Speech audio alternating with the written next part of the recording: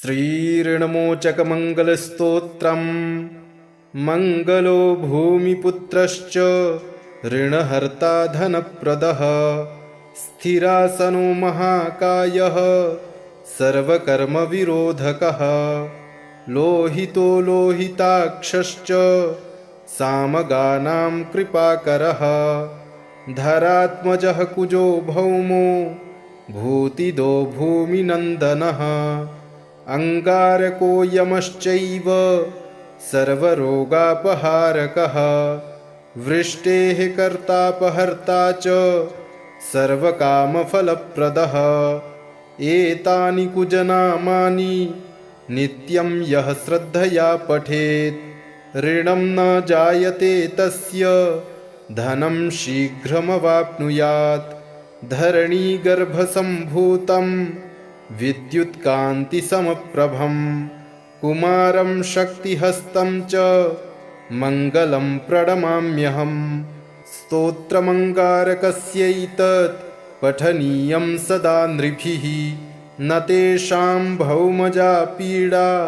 स्वल्पापि भवति क्वचित् अंगारकमहाभाग भगवन् भक्तवत्सल त्वां नमामि ममाशेष मृडमाशु विनाशय ऋणरोगादिदारिद्र्यं ये चान्ये ह्यपमृत्यवः भयक्लेशमनस्तापा नश्यन्तु मम सर्वदा अतिवक्त्रदुरारर्घ्य भोगमुक्तजितात्मनः तुष्टो ददासि साम्राज्यं रुष्टो हरसि तत्क्षणात् विरिञ्चि शक्रविष्टूनां मनुष्याणां तु का कथा तेन त्वं सर्वसत्त्वेन ग्रहराजो महाबलः पुत्रान् देहि धनं देहि त्वामस्मि शरणं गतः ऋणदारिद्र्यदुःखेन शत्रूणां च भयात् ततः एभिर्द्वादशभिः श्लोकैर्यः स्तौति च धरासुतं महतीं श्रियमवाप्नोति ह्यपरो धनदो युवा श्रीप्रदोषस्तोत्राष्टकस्तोत्रम् सत्यं ब्रवीमि परलोकहितं ब्रवीमि सारं ब्रवीम्युपनिषद्धृदयं ब्रवीमि संसारमुल्बणमसारमवाप्य जन्तोः सारोऽयमीश्वरपदाम्बुरुहस्य सेवा येनार्चयन्ति गिरिशं समये प्रदोषे येनार्चितं शिवमपि प्रणमन्ति चान्ये एतत्कथां श्रुतिपुटैर्न पिबन्ति मूढास् ते जन्म जन्मसु भवन्ति नरा दरिद्राः ये वै प्रदोषसमये परमेश्वरस्य कुर्वन्त्यनन्यमनसोऽङ्घ्रिसरोजपूजां नित्यं प्रवृद्धधनधान्यकलत्रपुत्र सौभाग्यसम्पदधिकास्त इहैव लोके कैलासशैलभुवने त्रिजगज्जनित्रीं गौरीं निवेश्य कनकाचितरत्नपीठे नृत्यं विधातुमभिवाञ्छति शूलपाणौ देवाः प्रदोषसमयेऽनु भजन्ति सर्वे वाग्देवी धृतवल्लकी शतमुखो वेणुं दधत्पद्मजस्ताल्लो निद्रकरो रमा भगवती गेयप्रयोगान्विता विष्णुः सान्द्रमृदङ्गवादनपटुर्देवाः समन्तात् स्थिताः सेवन्ते तमनुप्रदोषसमये देवं मृडानीपतिं गन्धर्वयक्षपतगोरगसिद्धसाध्या विद्याधरामरवराप्सरसां गणांश्च येऽन्ये त्रिलोकनिलयाः सहभूतवर्गाः प्राप्ते प्रदोषसमये हरपार्श्वसंस्थाः अतः प्रदोषे शिव एक एव पूज्योऽथ नान्ये हरिपद्मजाद्याः तस्मिन् महेशे विधिनेज्यमाने सर्वे प्रसीदन्ति सुराधिनाथाः। एष ते तनयः पूर्व जन्मनि ब्राह्मणोत्तमः प्रतिग्रहैर्वयो निन्ये न यज्ञाद्यैः सुकर्मभिः अतो दारिद्र्यमापन्नः पुत्रस्ते द्विजभामिनी तद्दोषपरिहारार्थं शरणं यातु शङ्करम्। मङ्गलो भूमिपुत्रश्च ऋणहर्ता धनप्रदः स्थिरासनो महाकायः सर्वकर्मविरोधकः लोहितो लोहिताक्षश्च सामगानां कृपाकरः धरात्मजः कुजो भौमो भूतिदो भूमिनन्दनः अङ्गारको यमश्चैव सर्वरोगापहारकः वृष्टेः कर्तापहर्ता च सर्वकामफलप्रदः एतानि कुजनामानि नित्यं यः श्रद्धया पठेत् ऋणं न जायते तस्य धनं शीघ्रमवाप्नुयात् धरणीगर्भसम्भूतं विद्युत्कान्तिसमप्रभं कुमारं शक्तिहस्तं च मङ्गलं प्रणमाम्यहम् स्तोत्रमङ्गारकस्यैतत् पठनीयं सदा नृभिः न तेषां भौमजा पीडा स्वल्पापि भवति क्वचित् अङ्गारकमहाभाग भगवन् भक्तवत्सल त्वां नमामि ममाशेष मृडमाशु विनाशय ऋणरोगादिदारिद्र्यं ये चान्ये ह्यपमृत्यवः भयक्लेशमनस्तापा नश्यन्तु मम सर्वदा अतिवक्त्रदुरारर्घ्य भोगमुक्तजितात्मनः तुष्टो ददासि साम्राज्यं रुष्टो हरसि तत्क्षणात् विरिञ्चि शक्रविष्टूनां मनुष्याणां तु का कथा तेन त्वं सर्वसत्त्वेन ग्रहराजो महाबलः पुत्रान् देहि धनं देहि त्वामस्मि शरणं गतः ऋणदारिद्र्यदुःखेन शत्रूणां च भयात् ततः एभिर्द्वादशभिः श्लोकैर्यः स्तौति च धरासुतं महतीं श्रियमवाप्नोति ह्यपरो धनदो युवा सत्यं ब्रवीमि परलोकहितं ब्रवीमि सारं ब्रवीम्युपनिषद्धृदयं ब्रवीमि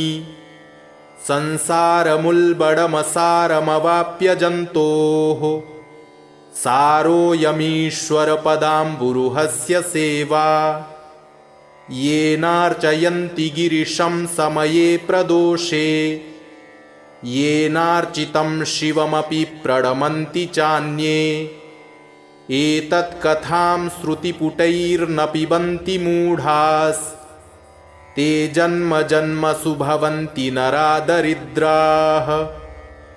ये वै प्रदोषसमये परमेश्वरस्य कुर्वन्त्यनन्यमनसोऽङ्घ्रिसरोजपूजाम् नित्यं प्रवृद्धधनधान्यकलत्रपुत्र सौभाग्यसम्पदधिकास्त इहैव लोके कैलासशैलभुवने त्रिजगज्जनित्रीं गौरीं निवेश्य कनकाचितरत्नपीठे नृत्यं विधातुमभिवाञ्छति शूलपाणौ देवाः प्रदोषसमयेऽनुभजन्ति सर्वे वाग्देवी धृतवल्लकी शतमुखो वेणुं दधत्पद्मजस्ताल्लो निद्रकरो रमा भगवती गेयप्रयोगान्विता विष्णुः सान्द्रमृदङ्गवादनपटुर्देवाः समन्तात् स्थिताः सेवन्ते तमनुप्रदोषसमये देवं मृडानीपतिं गन्धर्वयक्षपतगोरगसिद्धसाध्या विद्याधरामरवराप्सरसां गणांश्च येऽन्ये त्रिलोकनिलयाः सहभूतवर्गाः प्राप्ते प्रदोषसमये हरपार्श्वसंस्थाः। अतः प्रदोषे शिव एक एव पूज्योऽथ नान्ये हरिपद्मजाद्याः। तस्मिन् महेशे विधिनेज्यमाने सर्वे प्रसीदन्ति सुराधिनाथाः। एष ते तनयः पूर्व जन्मनि ब्राह्मणोत्तमः प्रतिग्रहैर्वयो निन्ये न यज्ञाद्यैः सुकर्मभिः। अतो दारिद्र्यमापन्नः पुत्रस्ते द्विजभामिनी तद्दोषपरिहारार्थं शरणं यातु शङ्करम्। मङ्गलो भूमिपुत्रश्च ऋणहर्ता धनप्रदः स्थिरासनो महाकायः सर्वकर्मविरोधकः लोहितो लोहिताक्षश्च सामगानां कृपाकरः धरात्मजः कुजो भौमो भूतिदो भूमिनन्दनः अङ्गारको यमश्चैव सर्वरोगापहारकः वृष्टेः कर्तापहर्ता च सर्वकामफलप्रदः। एतानि कुजनामानि नित्यं यः श्रद्धया पठेत् ऋणं न जायते तस्य धनं शीघ्रमवाप्नुयात्। धरणीगर्भसम्भूतं विद्युत्कान्तिसमप्रभं कुमारं शक्तिहस्तं च मङ्गलं प्रणमाम्यहम्। स्तोत्रमङ्गारकस्यैतत् पठनीयं सदा नृभिः न तेषां भौमजा पीडा स्वल्पापि भवति क्वचित्। अङ्गारकमहाभाग भगवन् भक्तवत्सल त्वां नमामि ममाशेष मृडमाशु विनाशय। ऋणरोगादिदारिद्र्यं ये चान्ये ह्यपमृत्यवः भयक्लेशमनस्तापा नश्यन्तु मम सर्वदा। अतिवक्त्रदुरारर्घ्य भोगमुक्तजितात्मनः तुष्टो ददासि साम्राज्यं रुष्टो हरसि तत्क्षणात्। विरिञ्चि शक्रविष्टूनां मनुष्याणां तु का कथा तेन त्वं सर्वसत्त्वेन ग्रहराजो महाबलः। पुत्रान् देहि धनं देहि त्वामस्मि शरणं गतः। ऋणदारिद्र्यदुःखेन शत्रूणां च भयात् ततः। एभिर्द्वादशभिः श्लोकैर्यः स्तौति च धरासुतं महतीं श्रियमवाप्नोति ह्यपरो धनदो युवा। सत्यं ब्रवीमि परलोकहितं ब्रवीमि सारं ब्रवीम्युपनिषद्हृदयं ब्रवीमि। संसारमुल्बणमसारमवाप्य जन्तोः सारोऽयमीश्वरपदाम्बुरुहस्य सेवा। येनार्चयन्ति गिरिशं समये प्रदोषे येनार्चितं शिवमपि प्रणमन्ति चान्ये। एतत्कथां श्रुतिपुटैर्न पिबन्ति मूढास् ते जन्म जन्मसु भवन्ति नरा दरिद्राः। ये वै प्रदोषसमये परमेश्वरस्य कुर्वन्त्यनन्यमनसोऽङ्घ्रिसरोजपूजां नित्यं प्रवृद्धधनधान्यकलत्रपुत्र सौभाग्यसम्पदधिकास्त इहैव लोके। कैलासशैलभुवने त्रिजगज्जनित्रीं गौरीं निवेश्य कनकाचितरत्नपीठे नृत्यं विधातुमभिवाञ्छति शूलपाणौ देवाः प्रदोषसमयेऽनुभजन्ति सर्वे वाग्देवी धृतवल्लकी शतमुखो वेणुं दधत्पद्मजस्ताल्लो निद्रकरो रमा भगवती गेयप्रयोगान्विता विष्णुः सान्द्रमृदङ्गवादनपटुर्देवाः समन्तात् स्थिताः सेवन्ते तमनुप्रदोषसमये देवं मृडानीपतिं गन्धर्वयक्षपतगोरगसिद्धसाध्या विद्याधरामरवराप्सरसां गणांश्च येऽन्ये त्रिलोकनिलयाः सहभूतवर्गाः प्राप्ते प्रदोषसमये हरपार्श्वसंस्थाः अतः प्रदोषे शिव एक एव पूज्योऽथ नान्ये हरिपद्मजाद्याः तस्मिन् महेशे विधिनेज्यमाने सर्वे प्रसीदन्ति सुराधिनाथाः एष ते तनयः पूर्व जन्मनि ब्राह्मणोत्तमः प्रतिग्रहैर्वयो निन्ये न यज्ञाद्यैः सुकर्मभिः अतो दारिद्र्यमापन्नः पुत्रस्ते द्विजभामिनी तद्दोषपरिहारार्थं शरणं यातु शङ्करम् मङ्गलो भूमिपुत्रश्च ऋणहर्ता धनप्रदः स्थिरासनो महाकायः सर्वकर्मविरोधकः लोहितो लोहिताक्षश्च सामगानां कृपाकरः धरात्मजः कुजो भौमो भूतिदो भूमिनन्दनः अङ्गारको यमश्चैव सर्वरोगापहारकः वृष्टेः कर्तापहर्ता च सर्वकामफलप्रदः एतानि कुजनामानि नित्यं यः श्रद्धया पठेत् ऋणं न जायते तस्य धनं शीघ्रमवाप्नुयात् धरणीगर्भसम्भूतं विद्युत्कान्तिसमप्रभं कुमारं शक्तिहस्तं च मङ्गलं प्रणमाम्यहम् स्तोत्रमङ्गारकस्यैतत् पठनीयं सदा नृभिः न तेषां भौमजा पीडा स्वल्पापि भवति क्वचित् अङ्गारकमहाभाग भगवन् भक्तवत्सल त्वां नमामि ममाशेष मृडमाशु विनाशय ऋणरोगादिदारिद्र्यं ये चान्ये ह्यपमृत्यवः भयक्लेशमनस्तापा नश्यन्तु मम सर्वदा अतिवक्त्रदुरारर्घ्य भोगमुक्तजितात्मनः तुष्टो ददासि साम्राज्यं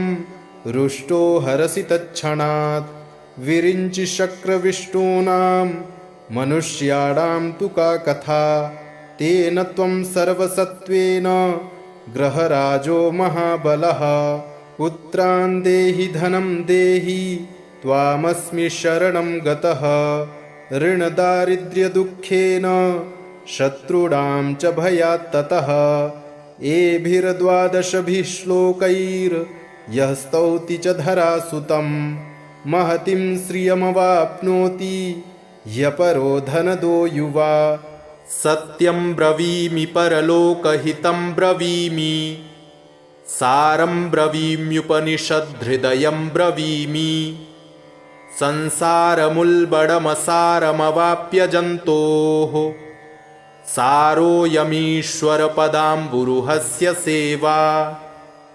येनार्चयन्ति गिरिशं समये प्रदोषे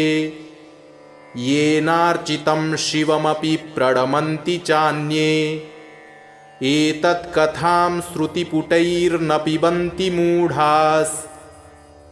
जन्म जन्मसु भवन्ति नरा दरिद्राः ये वै प्रदोषसमये परमेश्वरस्य कुर्वन्त्यनन्यमनसोऽङ्घ्रिसरोजपूजाम् नित्यं प्रवृद्धधनधान्यकलत्रपुत्र सौभाग्यसम्पदधिकास्त इहैव लोके कैलासशैलभुवने त्रिजगज्जनित्रीं गौरीं निवेश्य कनकाचितरत्नपीठे नृत्यं विधातुमभिवाञ्छति शूलपाणौ देवाः प्रदोषसमयेऽनुभजन्ति सर्वे वाग्देवी धृतवल्लकी शतमुखो वेणुं दधत्पद्मजस्ताल्लो निद्रकरो रमा भगवती गेयप्रयोगान्विता विष्णुः सान्द्रमृदङ्गवादनपटुर्देवाः समन्तात् स्थिताः सेवन्ते तमनुप्रदोषसमये देवं मृडानीपतिं गन्धर्वयक्षपतगोरगसिद्धसाध्या विद्याधरामरवराप्सरसां गणांश्च येऽन्ये त्रिलोकनिलयाः सहभूतवर्गाः प्राप्ते प्रदोषसमये हरपार्श्वसंस्थाः अतः प्रदोषे शिव एक एव पूज्योऽथ नान्ये हरिपद्मजाद्याः तस्मिन् महेशे विधिनेज्यमाने सर्वे प्रसीदन्ति सुराधिनाथाः एष ते तनयः पूर्व जन्मनि ब्राह्मणोत्तमः प्रतिग्रहैर्वयो निन्ये न यज्ञाद्यैः सुकर्मभिः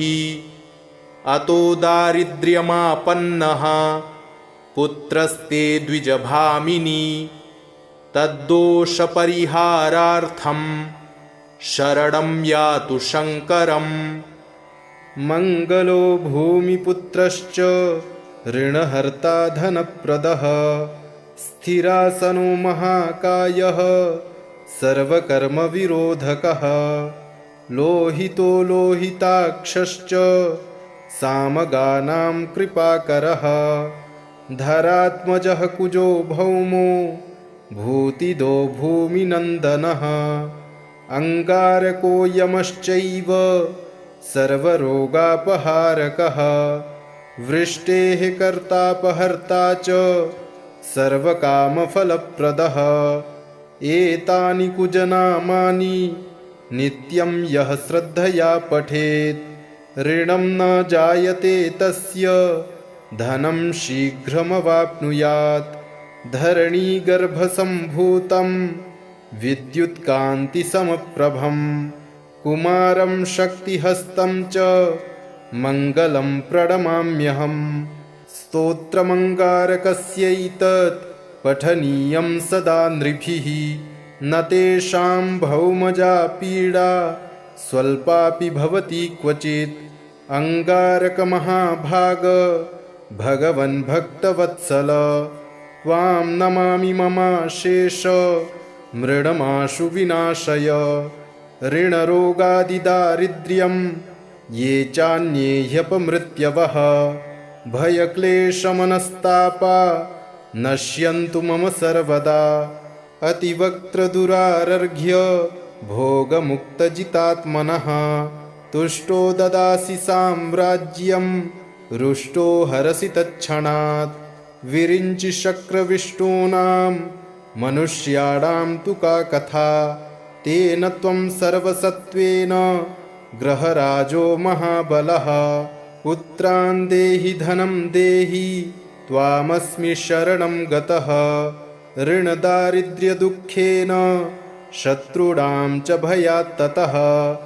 एभिर्द्वादशभिः श्लोकैर्यः स्तौति च धरासुतं महतीं श्रियमवाप्नोति ह्यपरो धनदो युवा सत्यं ब्रवीमि परलोकहितं ब्रवीमि सारं ब्रवीम्युपनिषद्धृदयं ब्रवीमि संसारमुल्बणमसारमवाप्य जन्तोः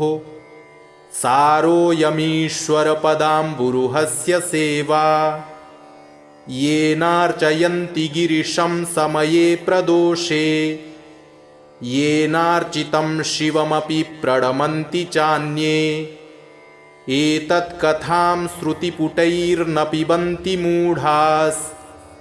ते जन्म जन्मसु भवन्ति नरा दरिद्राः ये वै प्रदोषसमये परमेश्वरस्य कुर्वन्त्यनन्यमनसोऽङ्घ्रिसरोजपूजाम् नित्यं प्रवृद्धधनधान्यकलत्रपुत्र सौभाग्यसम्पदधिकास्त इहैव लोके कैलासशैलभुवने त्रिजगज्जनित्रीं गौरीं निवेश्य कनकाचितरत्नपीठे नृत्यं विधातुमभिवाञ्छति शूलपाणौ देवाः प्रदोषसमयेऽनु भजन्ति सर्वे वाग्देवी धृतवल्लकी शतमुखो वेणुं दधत्पद्मजस्ताल्लो निद्रकरो रमा भगवती गेयप्रयोगान्विता विष्णुः सान्द्रमृदङ्गवादनपटुर्देवाः समन्तात् स्थिताः सेवन्ते तमनुप्रदोषसमये देवं मृडानीपतिं गन्धर्वयक्षपतगोरगसिद्धसाध्या विद्याधरामरवराप्सरसां गणांश्च येऽन्ये त्रिलोकनिलयाः सहभूतवर्गाः प्राप्ते प्रदोषसमये हरपार्श्वसंस्थाः अतः प्रदोषे शिव एक एव पूज्योऽथ नान्ये हरिपद्मजाद्याः तस्मिन् महेशे विधिनेज्यमाने सर्वे प्रसीदन्ति सुराधिनाथाः एष ते तनयः पूर्व जन्मनि ब्राह्मणोत्तमः प्रतिग्रहैर्वयो निन्ये न यज्ञाद्यैः सुकर्मभिः अतो दारिद्र्यमापन्नः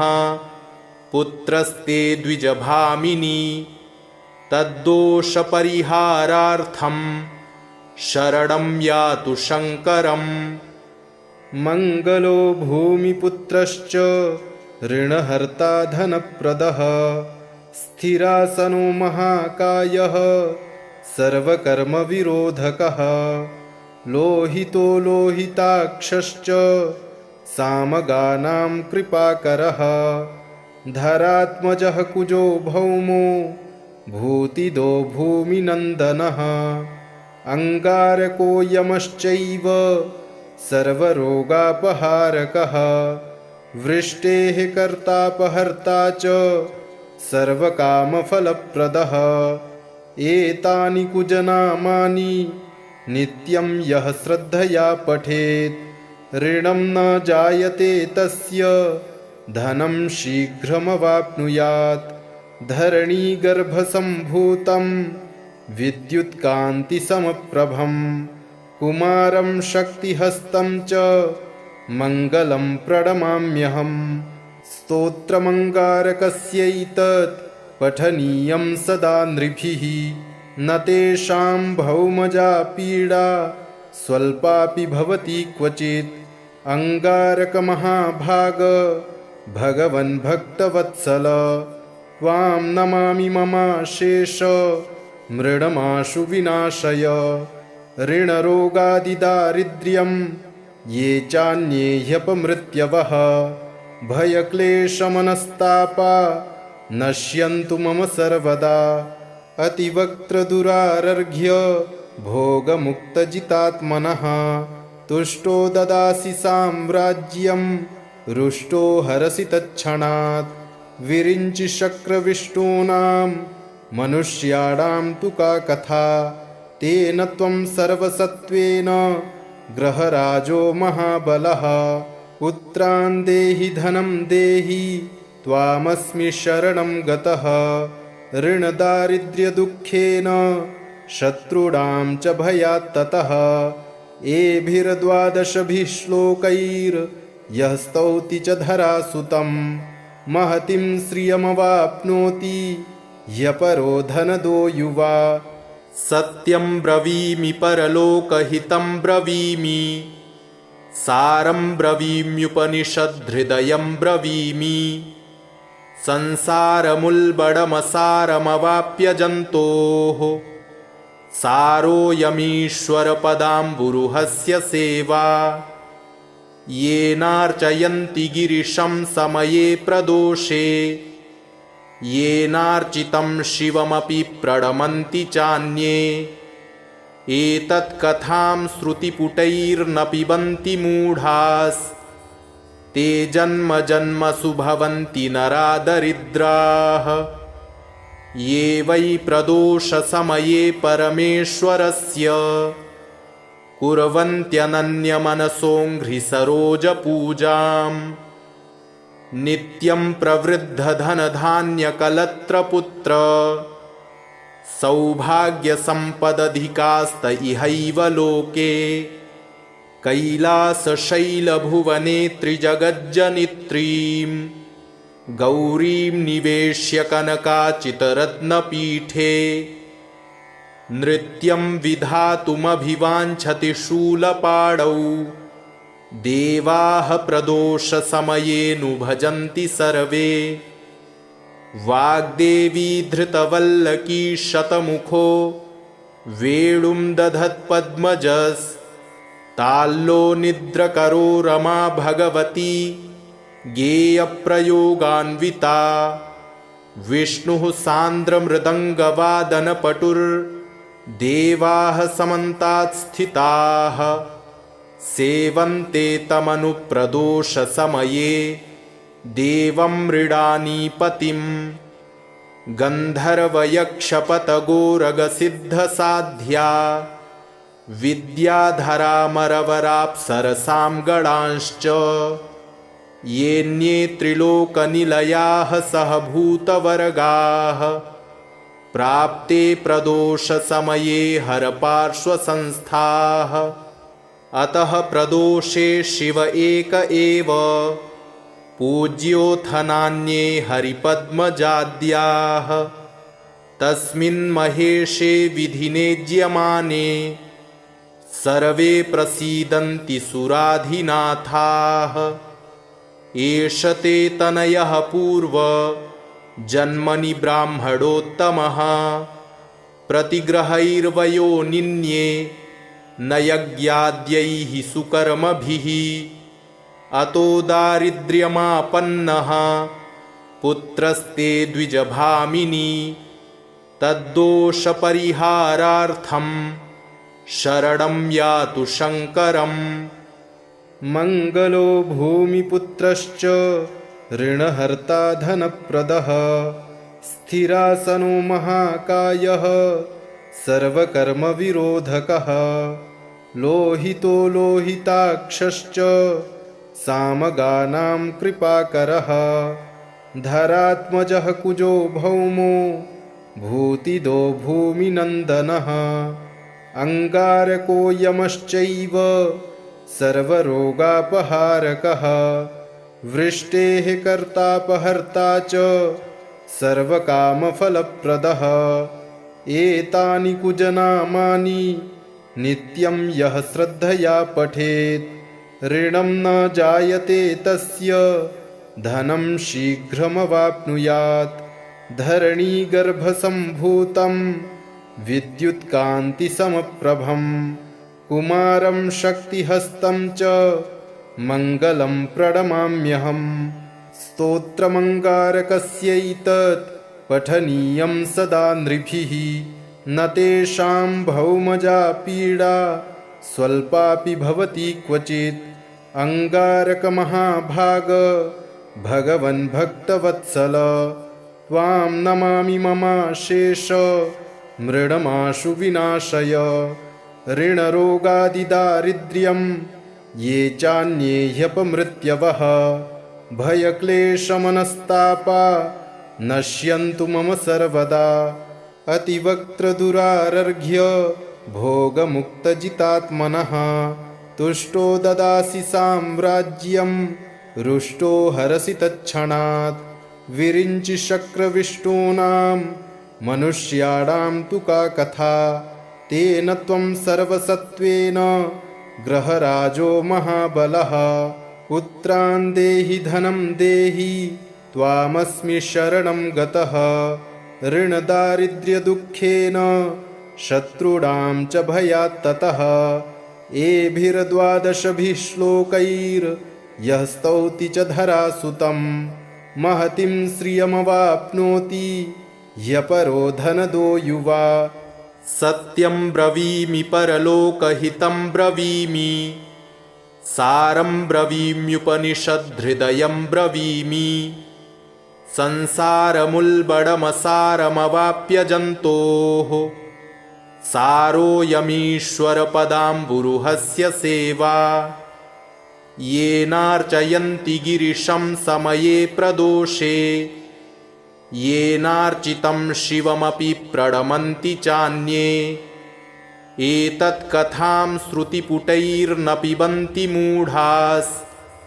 ते जन्म जन्मसु भवन्ति नरा दरिद्राः ये वै प्रदोषसमये परमेश्वरस्य कुर्वन्त्यनन्यमनसोऽङ्घ्रिसरोजपूजाम् नित्यं प्रवृद्धधनधान्यकलत्रपुत्र सौभाग्यसम्पदधिकास्त इहैव लोके कैलासशैलभुवने त्रिजगज्जनित्रीं गौरीं निवेश्य कनकाचितरत्नपीठे नृत्यं विधातुमभिवाञ्छति शूलपाणौ देवाः प्रदोषसमयेऽनु भजन्ति सर्वे वाग्देवी धृतवल्लकी शतमुखो वेणुं दधत्पद्मजस्ताल्लो निद्रकरो रमा भगवती गेयप्रयोगान्विता विष्णुः सान्द्रमृदङ्गवादनपटुर्देवाः समन्तात् स्थिताः सेवन्ते तमनुप्रदोषसमये देवं मृडानीपतिं गन्धर्वयक्षपतगोरगसिद्धसाध्या विद्याधरामरवराप्सरसां गणांश्च येऽन्ये त्रिलोकनिलयाः सहभूतवर्गाः प्राप्ते प्रदोषसमये हरपार्श्वसंस्थाः अतः प्रदोषे शिव एक एव पूज्योऽथ नान्ये हरिपद्मजाद्याः तस्मिन् महेशे विधिनेज्यमाने सर्वे प्रसीदन्ति सुराधिनाथाः एष ते तनयः पूर्व जन्मनि ब्राह्मणोत्तमः प्रतिग्रहैर्वयो निन्ये न यज्ञाद्यैः सुकर्मभिः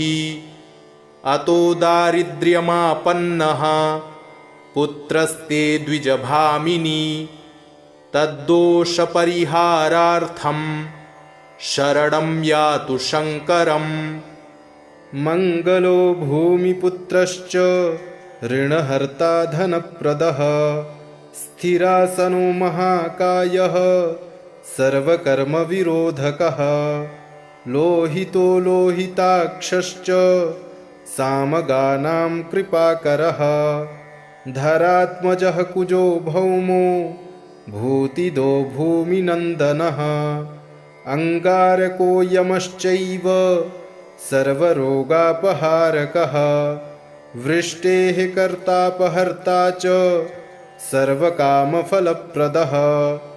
एतानि कुजनामानि नित्यं यः श्रद्धया पठेत् ऋणं न जायते तस्य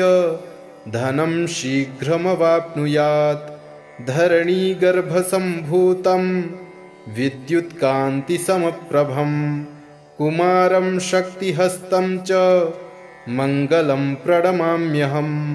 स्तोत्रमङ्गारकस्यैतत् पठनीयं सदा नृभिः न तेषां भौमजा पीडा स्वल्पापि भवति क्वचित् अंगारकमहाभाग भगवन् भक्तवत्सल त्वां नमामि ममाशेष मृडमाशु विनाशय ऋणरोगादिदारिद्र्यं ये चान्ये ह्यपमृत्यवः भयक्लेशमनस्तापा नश्यन्तु मम सर्वदा अतिवक्त्रदुरारर्घ्य भोगमुक्तजितात्मनः तुष्टो ददासि साम्राज्यं रुष्टो हरसि तत्क्षणात् विरिञ्चि शक्रविष्टूनां मनुष्याणां तु का कथा तेन त्वं सर्वसत्त्वेन ग्रहराजो महाबलः पुत्रान् देहि धनं देहि त्वामस्मि शरणं गतः ऋणदारिद्र्यदुःखेन शत्रूणां च भयात् ततः एभिर्द्वादशभिः श्लोकैर्यः स्तौति च धरासुतं महतीं श्रियमवाप्नोति ह्यपरो धनदो युवा सत्यं ब्रवीमि परलोकहितं ब्रवीमि सारं ब्रवीम्युपनिषद्हृदयं ब्रवीमि संसारमुल्बणमसारमवाप्य जन्तोः सारोऽयमीश्वरपदाम्बुरुहस्य सेवा येनार्चयन्ति गिरिशं समये प्रदोषे येनार्चितं शिवमपि प्रणमन्ति चान्ये एतत्कथां श्रुतिपुटैर्न पिबन्ति मूढास् ते जन्म जन्मसु भवन्ति नरादरिद्राः ये वै प्रदोषसमये परमेश्वरस्य कुर्वन्त्यनन्यमनसोऽङ्घ्रिसरोजपूजाम् नित्यं प्रवृद्धधनधान्यकलत्रपुत्र सौभाग्यसम्पदधिकास्त इहैव लोके कैलासशैलभुवने त्रिजगज्जनित्रीं गौरीं निवेश्य कनकाचितरत्नपीठे नृत्यं विधातुमभिवाञ्छति शूलपाणौ देवाः प्रदोषसमयेऽनु भजन्ति सर्वे वाग्देवी धृतवल्लकी शतमुखो वेणुं दधत्पद्मजस्ताल्लो निद्रकरो रमा भगवती गेयप्रयोगान्विता विष्णुः सान्द्रमृदङ्गवादनपटुर्देवाः समन्तात् स्थिताः सेवन्ते तमनुप्रदोषसमये देवं मृडानीपतिं गन्धर्वयक्षपतगोरगसिद्धसाध्या विद्याधरामरवराप्सरसां गणांश्च येऽन्ये त्रिलोकनिलयाः सहभूतवर्गाः प्राप्ते प्रदोषसमये हरपार्श्वसंस्थाः अतः प्रदोषे शिव एक एव पूज्योऽथ नान्ये हरिपद्मजाद्याः तस्मिन् महेशे विधिनेज्यमाने सर्वे प्रसीदन्ति सुराधिनाथाः एष ते तनयः पूर्व जन्मनि ब्राह्मणोत्तमः प्रतिग्रहैर्वयो निन्ये न यज्ञाद्यैः सुकर्मभिः अतो दारिद्र्यमापन्नः पुत्रस्ते द्विजभामिनी तद्दोषपरिहारार्थं शरणं यातु शङ्करम् इति श्री प्रदोषस्तोत्राष्टकं सम्पूर्णम्।